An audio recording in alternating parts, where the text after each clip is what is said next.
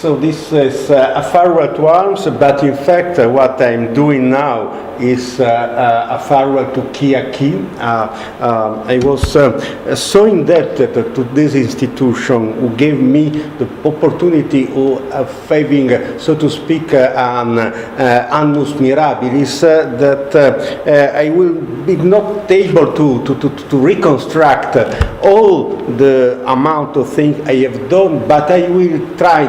I was allowed to do in this freedom of research I found in this institution that, so to speak, I will try to answer three questions. First, what I thought during this period, and this will be, I listed 14 ideas, so to speak, I had during this period. The 14 ideas is so much, so some ideas was already present, but were better detailed during my stay. What I've written, because I had the opportunity of writing many things in length without interruption, lessons, and so on and so forth. And thirdly, what I, so to speak, where I was, because I often traveled, so to speak, as ambassador of Kiaki across the world, also ambassador of myself. I was not exactly a pure philanthropist or an institutional philanthropist, and the mix of the three answers will be this very confused presentation with the only attempt I will do is not to be too long. This is the object of the farewell. This is my bureau in Keake, and the Rhine will miss me. I don't will miss the Rhine. I mean, but it's a place full of memories. This was, in fact, was inside the office. It was a kind of plan I've done at a given moment. In fact, it was in September, not exactly at my arrival, some month later. The type of activity I tried to do during my stay, there was to follow some translations of my book, to make a work on history of philosophy, and this was the core of my work, was to work to a junction, to a link between the theory of documentarity and the theory of new realism, which was the project on normativity, aiming my stay here in Keake. Of course, not all of this was realized, because, you know, like the plans of the generals in War and Peace, when they said the erste Kolonne marschiert, the zweite Kolonne marschiert, then come Napoleon and all was destroyed. So happens also for our plan, but at least I try to do. This is a kind of travel documentality. This is my passport. Received many signs of traveling during my stay, and then just to begin with what I tried to do. I wrote a book on Nietzsche. This is an anticipation of this book on Nietzsche, which is appeared in a review named Philosophie Magazin in Paris, which is a kind of travel through the place in which was Nietzsche, you know. Also, because the very beginning is Turin, where I teach, and where, you know, in Italy it's so difficult to pay taxes, it's so complicated, that there are Beamte, professional, who helps you to pay the taxes. And the office of the professional who helps me to pay the taxes is exactly the room in which Nietzsche became full in Turin, yes, in January 1889. So that, and there is also the lapid, the monument, so that I begin my travel in, I paid my taxes in the office of Zarathustra, and then there is all this kind of travel across Nietzsche, across the geography, and especially across the intellectual history of the, so to speak, the century of Nietzsche. This is the cover of the book, which will appear in end August in Italy. Unfortunately, the cover is not so beautiful as the cover you will see that of the German translation of the Manifesto of New Realism done by Werner Gebhardt, but nobody's perfect. So that those are my works on Nietzsche. The book, and then the anticipation of the book, of course, is not. I'm not saying that there are two real things, and this is a part of the book which appeared in this American journal on Nietzsche studies. And then this is my first thesis, Nietzsche. Nietzsche is the first pop philosopher in the sense that Nietzsche was the first philosopher who directly addressed itself to a public and not to its colleague. If you take, for instance, Leibniz, who was a philosopher very cosmopolitic and tied to the Enlightenment, very open, but he supposed that the communication between academies.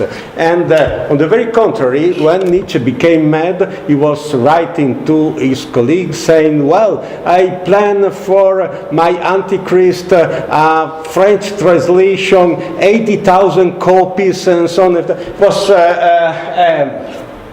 and we have also some special revelation on this point, because, for instance, my theory is that the Übermensch is a mass Übermensch, shown by the subtitle of Das Spoke Zarathustra, which is excellent for a fast food chain, a book for all unknown. Because it's exactly, imagine if in order to rebuild his image, McDonald's will say a quality McDonald's, saying a restaurant for all unknown. It's the same effect, and this is the reason why Nietzsche is so important in the history of philosophy. Well, this is the beginning not of the travel of Nietzsche, but of my travel here in Käthe Hamburger Kolleg, the first public presentation. It was the launch of a book of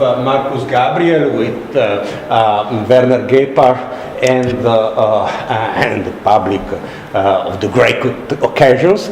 And this is the book on New Realism, which are the contribution of a conference already organized by KAK in 2012. March 2012 was the first conference in the world on New Realism. Werner Gebhardt was there, Marcus Gabriel was there, John Searle was there, even Hilary Putnam was there, and this is the result. My thesis on my metaphysical thesis, sorry, this is the bibliography to go first. I wrote 4 essays in metaphysics during my studies, and but the basic thesis is that a return to metaphysics is not to say that we know the world as it is, but to say that we are not manufacturers of the world, if not in a small part. because, there is always this, sometimes the relation between, the dispute between realist and anti-realist are represented in a very silly way, as if the realist were a child of 6-year-old who believed that everything in the world is exactly as it appears, supposing that a 6-year-old child are so naive, and anti-realists are 7-year-old boys who say, no, look, maybe your imagination, maybe also the illumination counts in what you see. Think if you turn off the light, then the color disappears, so be cautious about reality. This is not the question at all. Metaphysics is not to come back to all the pre-Kantian metaphysics, but to make a post-Kantian metaphysics, saying that there is not an I constructor of the universe, but the universe also in social life is someone who affords, who emerges from reality. I will show this could sound very abstract, but when I speak of a concrete object, the cell phone, I will show what I mean by this. This was a very solemn celebration of new realism, born in Bonn and baptized in Athens.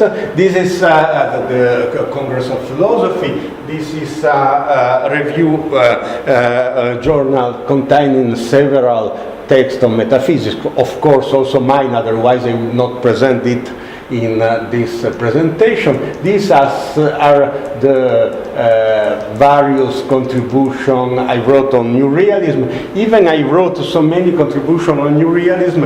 The other people wrote much more contribution on New Realism, because here is 4 contributions and here is 1,500 contribution. Of course, also very small journal article. You can find here. It's me in a sense. It's supposed to be me.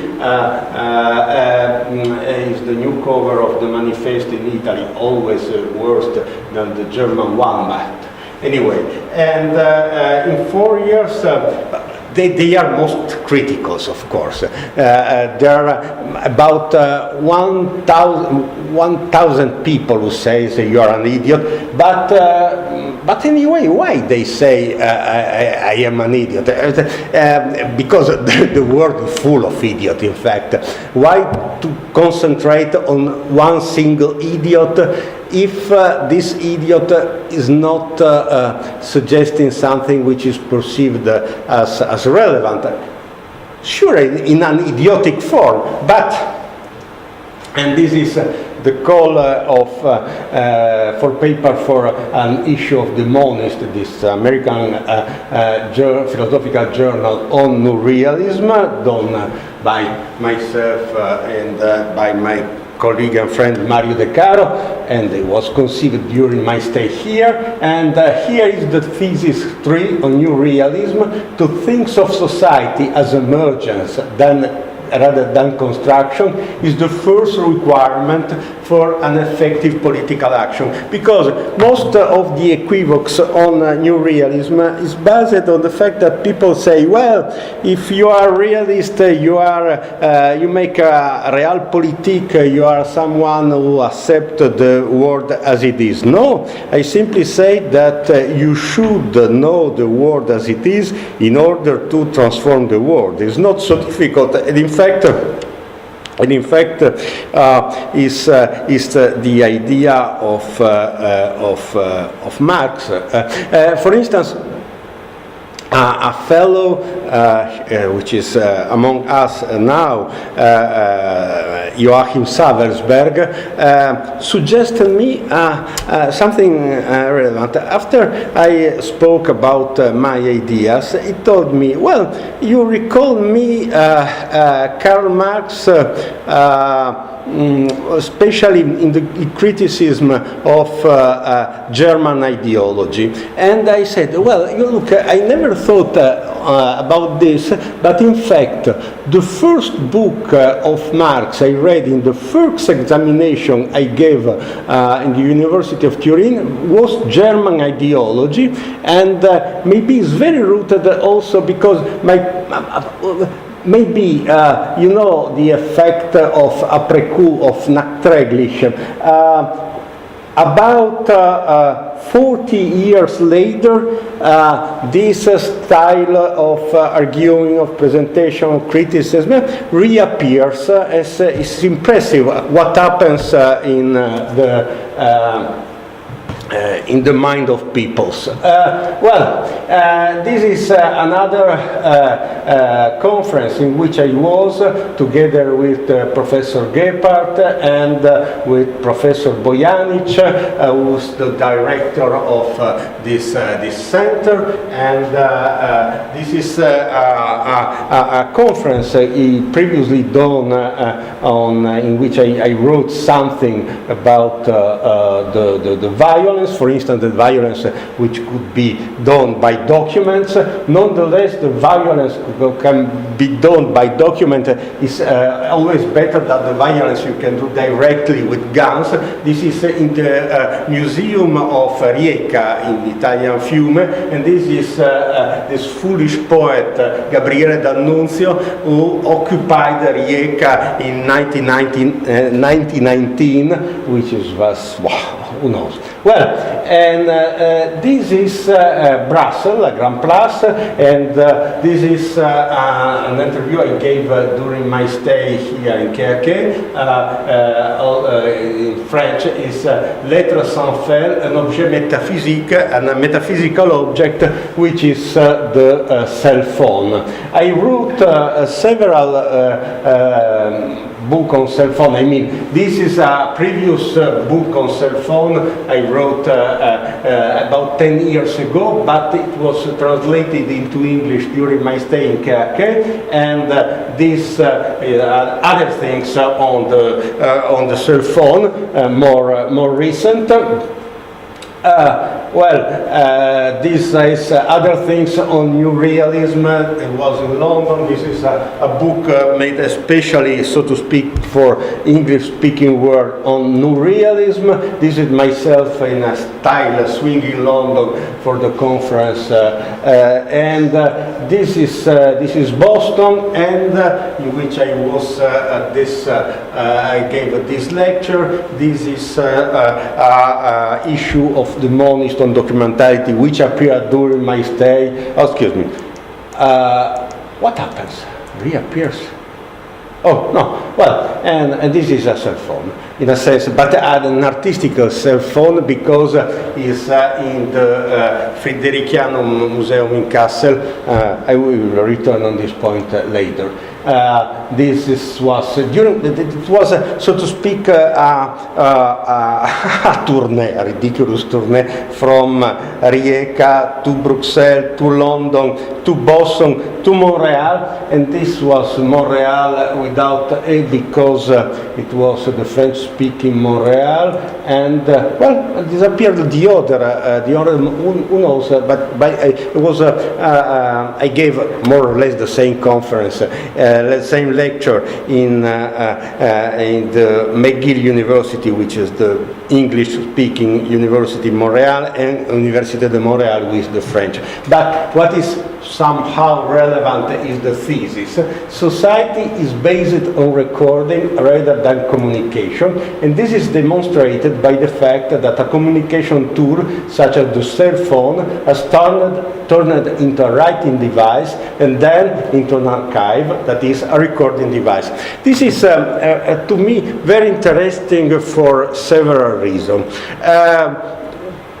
for the reason that you can see the social transformation not in a pure hypothetical way. See, for instance, a great German philosopher, Schelling, wrote something about what was doing God before the creation of the world, which is something very interesting and very metaphysics, but it's very difficult to know what happened before the creation of world. Whereas with the mobile phone, it's very easy. There is this object that we all have this object since about 10-15 years, and during this period we discovered that this device, which was originally intended to speak, was transformed in a device intended to write, because we write at the cell phone, and to record, because we have photographs, we have documents, we have full of things in this device. Note, and this is the important, this shows how relevant is for the society the recording. If I do a promise without recording, there is no promise. So the recording is much more important of the communication. Second, it shows a typical case of emergence. No one decided, well, we should transform this tool in an archive. No one. When the SMS were introduced in the cell phone, even the companies which introduced this kind of message were thinking that it would be a technical device in order your credit is €5 or so. They will never thought. And this is exactly. I don't believe, in a sense, that monotheism emerged from the society in a way much different from the way in which writing emerged from cell phone. This is the very notion of emergence. There was not the inventor of monotheism. Of course, we can think that Akhenaton tried to make a monotheism, and then Mosè transferred this monotheism of Akhenaton. It's the hypothesis of Freud, but I suppose that monotheism was already somehow present in the society before Akhenaton. Well, this is Berlin, what is new in New Realism, and this is the manifesto with the cover by Werner. I'm very happy for this. And this is the narcissistic presentation of and this was in the same time a conference on the New Realism and architecture in Berlin. This was partially related to the fact that I wrote a book on architecture, and I also wrote some other things on architecture. Architecture and New Realism and documentarity make several dialogues. This in this Deutsch-Italienische Zentrum in the lake of Como, and this is the lake of Venice, so to speak, because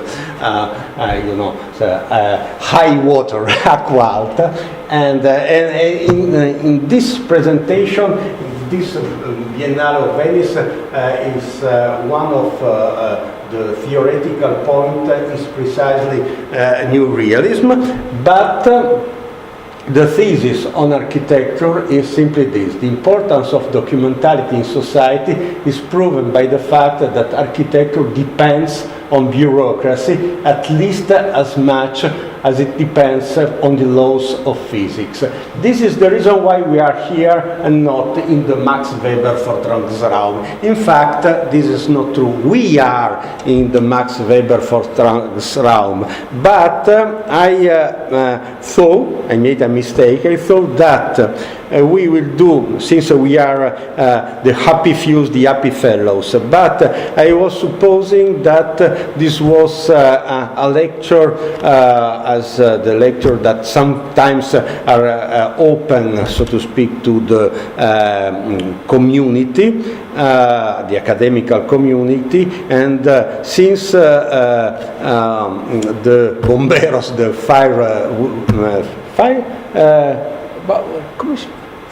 come si dice? Firefighters, thank you. The firefighters says that the Max Weber Vortragsraum cannot contain more than 30 persons. This lecture are done otherwise. I am very happy, by the way, of the fact that there are less people for my presentation, so my narcissism is reduced, that appears less offensive. But since I am recorded, this will be virtually open to the eternity. For the eternity, the people could say, look, Ferraris, how narcissist is it? And this is how don't become narcissist. If someone like Werner organize a conference on your book, and this is, I was corrupted during my stay here. Anyway, in order to, thanks for this, I also wrote this book on philosophy, globalized philosophy.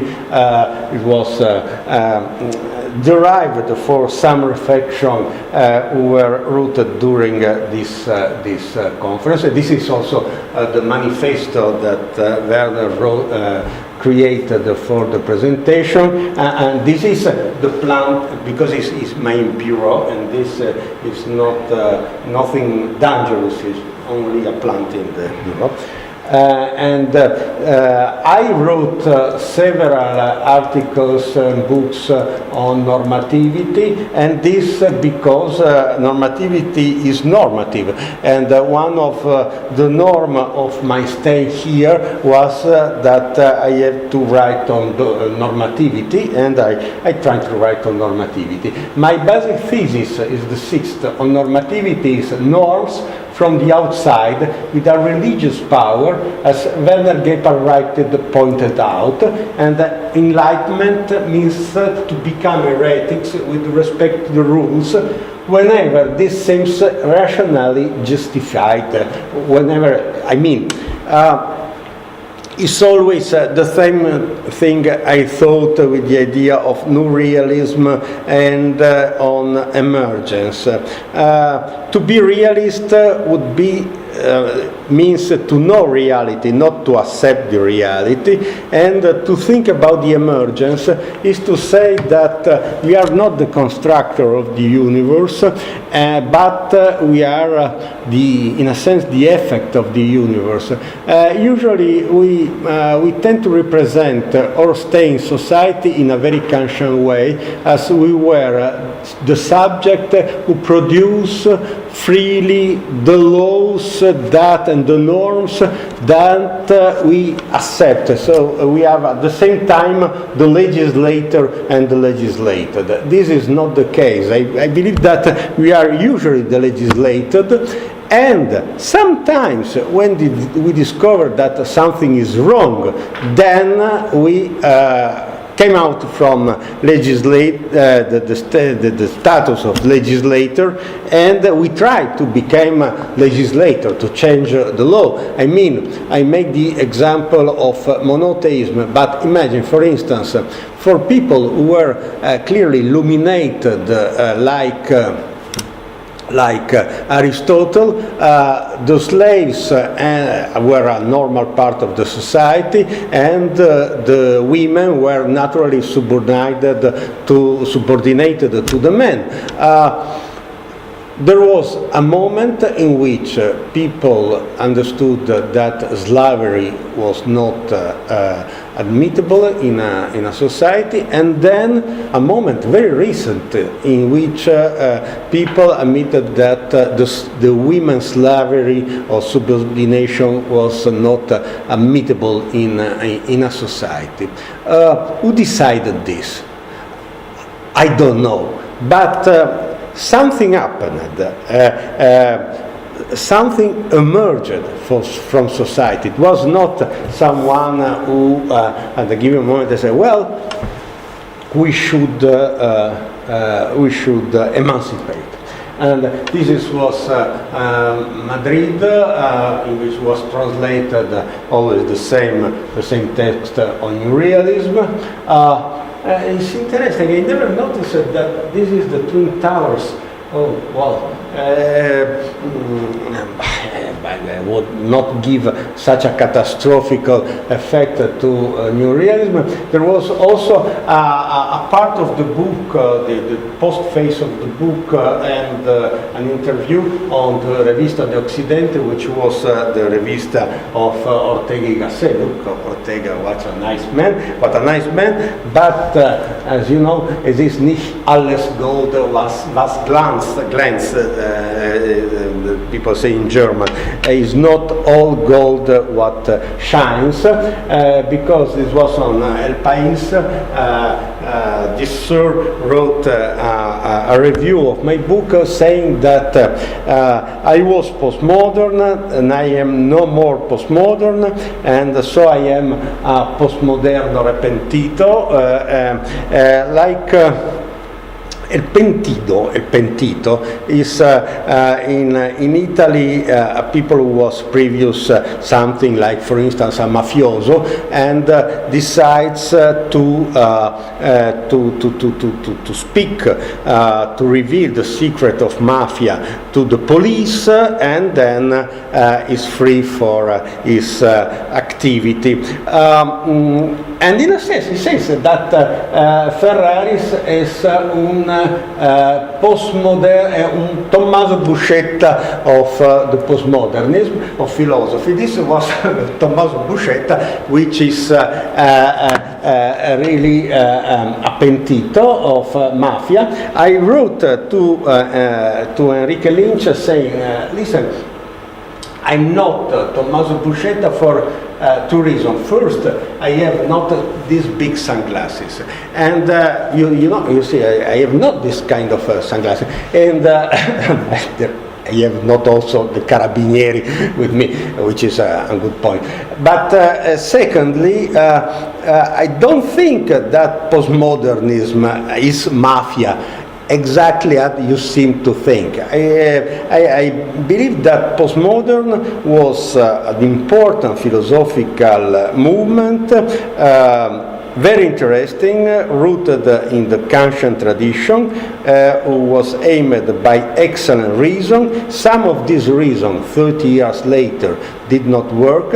If we are able to recognize what does not work in postmodern, it would be an excellent point. So anyway, about I cannot do the policy, but the police I mean, but I can do the pedagogy. There was also, during my stay here, I wrote something on pedagogy. Why? Because the thesis, if indeed, there were no facts, only interpretation, then interpretation would be interesting either, and the culture and education would not make sense. Superstition would be enough. I mean, a problem of this extreme relativism, it was also a pedagogical problem. If we say that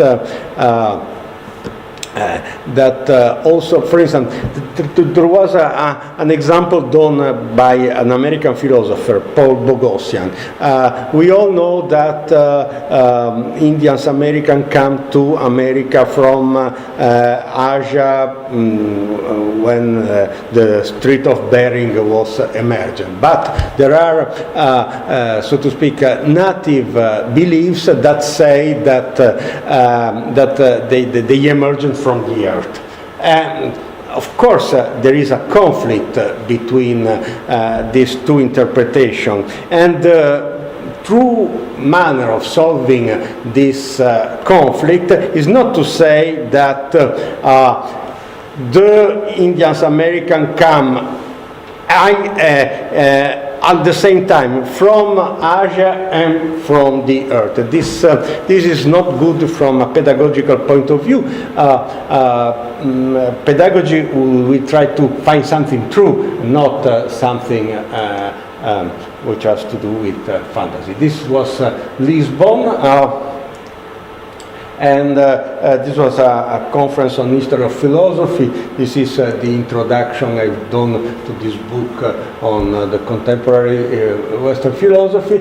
I wrote something on history of philosophy, and the thesis is that contrary to what many analytic philosophers have claimed, philosophy cannot exist without its history, and contrary to what many continental philosophers have claimed, philosophy cannot be reduced to its history. I believe that this is a Solomonical thesis on history of philosophy, and I go faster because I have still 6 theses to present. This was a lecture in the Institute of Culture, Italian Cultural Institute in Hamburg, and wofür braucht man Philosophen? What are conceived to do the philosopher? Why we need philosophers? And this was an article, a conference on philosophy and medicine, and my idea was, no, please, the philosophers are not useful. If you are ill, don't go to the philosopher, because, for instance, the same Shelley, which is a great philosopher, but was also interested in Naturphilosophie, and when the daughter of his wife was ill, he tried to cure him, he killed her. And philosophers can do, if they want to be relevant for the society, in a sense, can make debates. This was again the Narcissism, a series on new realism in the site. Then this is a series, very pedagogical, of DVD on philosophers. I organized this. And this is a series of short presentation of philosophical problems at the TV.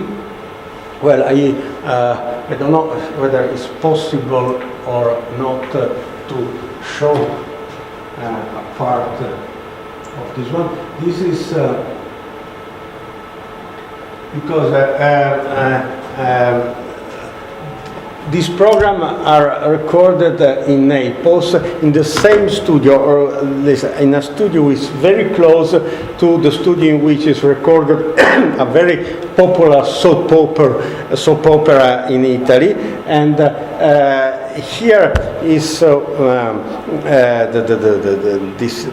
this Sendung is conceived to speak about the life and the double life, and then an actor can have a double life, especially if in a soap opera they are there since 20 years, for instance, and so this was this is Mario De Caro that appears, and then we both disappear, and we enter in the studio. It was not really so. I mean, there was, and these are the actors of the soap opera. As you see, they are much more embarrassed as the philosopher, because philosophers are clearly without any shame. Someone told also to me, how young you were. No, it's 6 months ago, but it's the illusion, you know. The television, we had a president of a Bundeskanzler, a prime minister, abused of this kind of devices. So also articles on newspaper. This is the thesis 9, the pop. Pop philosophy is too serious to be left to pop philosopher, because you know that now there is also a series of pop philosophers. But if you just do pop philosophy, you don't do philosophy. Only if you try to do some philosophy in a serious way of doing it, and believe me, contrary to the appearance, I try to do this all my life long, then you can try to do the pop philosopher. To be just a pop philosopher, to make a confusion between philosophy and rhetoric. This, other on realism. And this was this conference on realism and art done in Kassel at Fridericianum in January, and this is something I wrote on aesthetic during my stay here, and the thesis on aesthetic is that conceptual art is actually contractual art. That is to say that it negotiated its definition like a contract.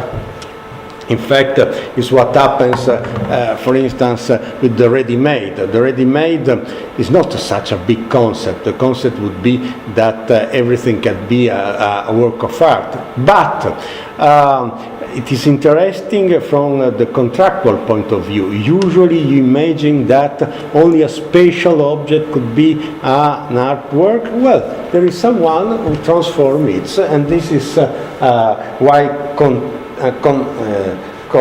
conceptual is contractual. And like all contracts, it cannot do without some matter. This is, so to speak, the realistic attempt of explaining art. Even if it were just a signature on a document. I mean, is a constitutive part of art the existence of something material, at least something, the weak part of material which is present in a document. This is the difference from art and mathematics. Mathematics can exist without any matters. The number exists without any matter. Art needs at least a contract needs a signature needs something material. And this was the presentation of a book written during my stay here. This was in Eranos, the place in which Carl Gustav Jung was always. But this is a flashback. In September, I went to Basel because I had this proposition of the translate a book on the soul and the iPad. This is, so to speak, my rational psychology activity. You know, rational psychology is this psychology done without knowing anything about the psyche, the soul, which was practiced in German Schulphilosophie in 19th century. I wrote some smaller text on this topic, but in Basel, Nietzsche was there. While I was in Basel, I completed my reconstruction of this is why I stayed one day in Basel in order to this seems something psychiatric. She's the doctor, I am the med, but is not so. She's the editor of my book in German, writing on the book, and this is the author at this is the right. At my shoulder, the right. The thesis on rational psychology, 11, we have almost accomplished our task, is the soul is a support for recording. Anyway, it's a very old thesis, because already in Plato, Aristotle said that the mind is like a support for writing, and just like the iPad is the evolution of, and this shows why I was speaking with Werner on this topic, and Werner said, well, in fact, your iPad knows about you much more than your psychoanalyst, because he really knows you. Your psychoanalyst knows only what you say about you. By the way, my analysis, I have a psychoanalyst, and I make my analysis by Skype, because since I am traveling, otherwise I have no other way. This was in Buffalo. I spoke about the social reality. This is the Manifesto of Realism translated into English. I would say it's less dramatic than the Spanish translation, and well, this is the philosopher Barry Smith who invited me in Buffalo, and this is Nikola Tesla, a scientist born in Belgrade, and this is a dinner, and naturalized American. This is not relevant at all to the presentation, but was only in order to give useful information. And this was the conference in Rome on realism. Also Barry Smith was there, also Werner Gebhardt was there, and I wrote also something among the political consequences of realism. I wrote something on this topic, and the thesis 12 on politics is that postmodernism has unwittingly generated populism. This may sound surprising, but in fact this is so. I mean, of course, postmodernism was a critical and emancipating movement, but deconstruction is good when you find a society which is very constructed. When the society became hyper deconstructed, then deconstruction plays the game of people saying, well, there are no facts, only interpretation, and so that, for instance, there was a lady linked somehow to a former Prime Minister Berlusconi, and Prime Minister said that she was the nephew of Mubarak. And all the Italian parliament, at least the majority, feigned to believe this. I believe that this could not be possible unless there was a philosophical theory saying that the truth is something violent and there are no facts, only interpretation. This is why I link. I won't say that this was the aim of postmodernism, but it is what happened. Again, in Montreal, to speak about the same book on rational psychology. This is another presentation. This is a double dislocation because this is in Paris and this is in Montreal. It's across the Atlantic, and this is in New York, the presentation of my book on cell phone. They are speaking about this. This is in Morelia, in Mexico, in which there was this Congreso International Philosophy Congress. In Mexico appeared many things on the realism. This book, not written by me, but by two Mexican philosophers, Maurizio Ferraris and José Luis Jerez, Manifesto del Nuevo Realismo Analógico. Another book on the reality, and this is very curious. I was never in Santiago del Chile, but the first translation of my manifesto into Spanish was done in Chile 4 months after the appearing of the book in Italy. So I did not influence it, I mean, the people of Chile. But this, again, politics and new realism.